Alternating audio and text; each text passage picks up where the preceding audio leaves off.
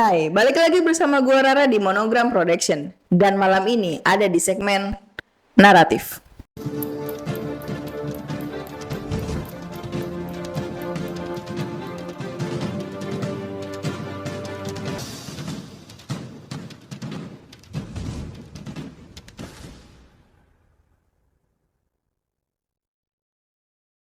Sebelum kita bahas lanjut ke dalam videonya nih, makasih banget buat kalian yang udah klik video ini.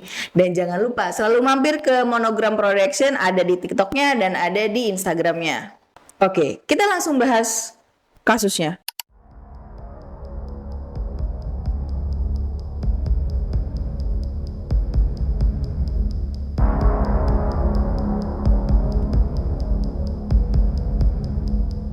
Hari ini gua bakalan bahas tentang kasus seorang pramugari cantik berasal dari Filipina yang bernama Christine Angelica Dachera. Pramugari yang waktu itu sempet bikin heboh nih karena dia meninggal di dalam bathtub salah satu kamar mandi di hotel tempat mereka menginap. Jadi ada 11 orang pria dan Christine yang waktu itu ngelaksanain party lah, malam pergantian tahun baru di tanggal 31 Desember 2020 sampai tanggal 1 Januari 2021. Ada dugaannya Christine ini meninggal karena oleh 11 laki-laki tersebut.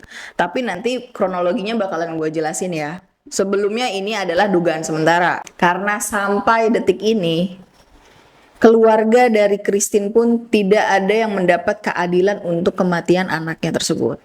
Kita langsung bahas profil dari Christine Angelica Dachera. Bernama lengkap Christine Angelica Faba Dachera. Lahir 13 April 1997 di General Santos South, Kota Bato, Filipina.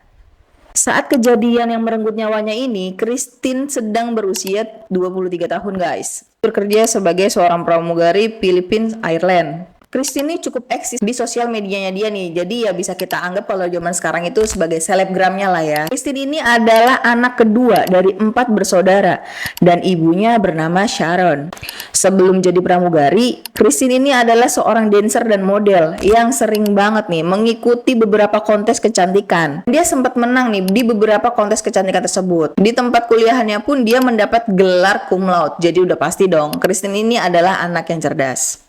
Di tahun 2011, dia memutuskan untuk meninggalkan rumahnya dan pergi pindah ke Manila karena dia sudah mendapatkan pekerjaan di Airlines Filipina.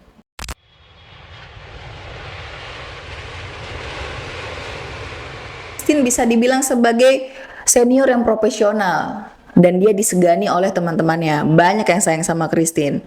Christine lebih cenderung berteman banyak dengan para laki-laki di sana.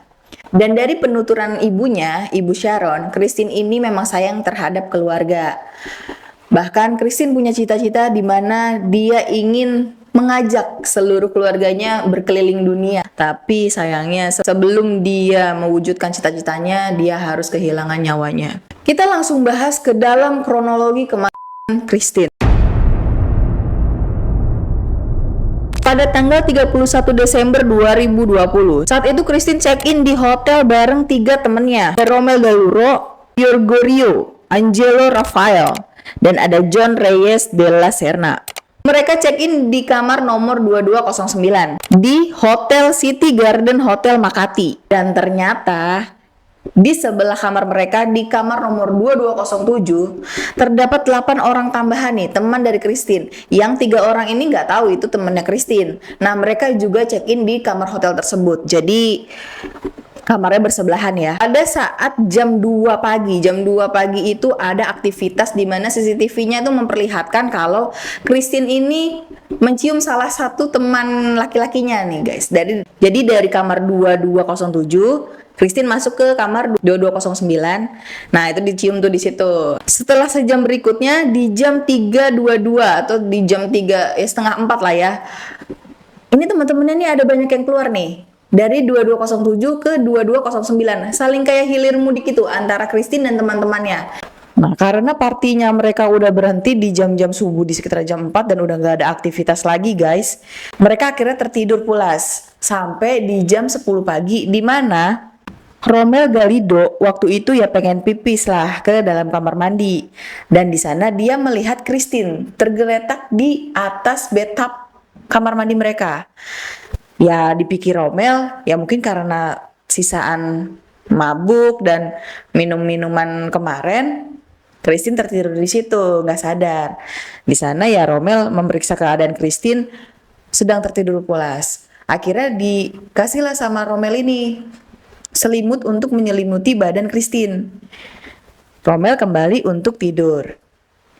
Bangun lagi nih guys si Romel di jam 12 siang. Pas Romel ke kamar mandi lagi, ternyata Christine masih dalam keadaan yang sama yang tadi dia lihat di jam 10 pagi.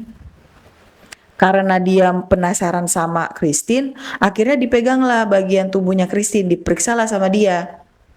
Ternyata di bagian tubuh Christine itu sudah terdapat lebam biru dan keadaan tubuh Christine itu mulai terasa dingin.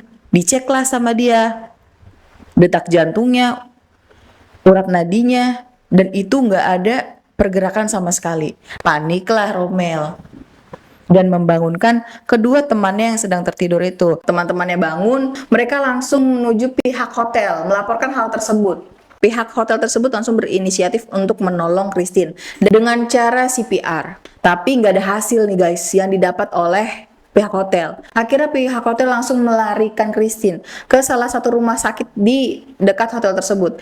Di Rumah Sakit Malati Medical Center. Mereka membawa Christine ke sana. Kalau kata Romel saat itu dan kedua temannya, keadaan tubuh Christine tuh masih terasa hangat. Jadi ya mungkin mereka masih mengira Christine ini masih pingsan. Setelah dilakukan penanganan oleh pihak rumah sakit, ternyata Christine telah meninggal dunia. Diagnosa dari hasil rumah sakit, Christine ini mengalami robek pembuluh darah otak. Saat itu pihak rumah sakit langsung menelpon polisi terdekat juga nih guys. Nah, polisi terdekat langsung mengarah ke TKP tempat mereka menginap di kamar 2209 dan 2207. Ketika polisi sampai di TKP, ternyata teman-teman Christine 8 orang nih yang ada di kamar 2207 udah nggak ada di dalam kamar tersebut. Akhirnya polisi langsung mengadakan otopsi kepada jasad Christine saat itu. Kasus berjalan nih guys akhirnya sampai ke 4 Januari 2021. Kepala Kepolisian Jenderal Debold Sines sudah menangkap tersangka, yaitu ada 3 nih. Ada Romel Galido, John Reyes, sama John Paul Hailili. Mereka terduga dan mereka menjadi tersangka saat itu guys di tanggal 4 Januari. Tapi untuk kasusnya ini di tanggal 4 Januari walaupun mereka sudah ditetapkan sebagai tersangka, masih ngambang guys datanya. Karena sebenarnya di tanggal 3 itu, 3 Januari itu keluarga nggak terima atas Christine.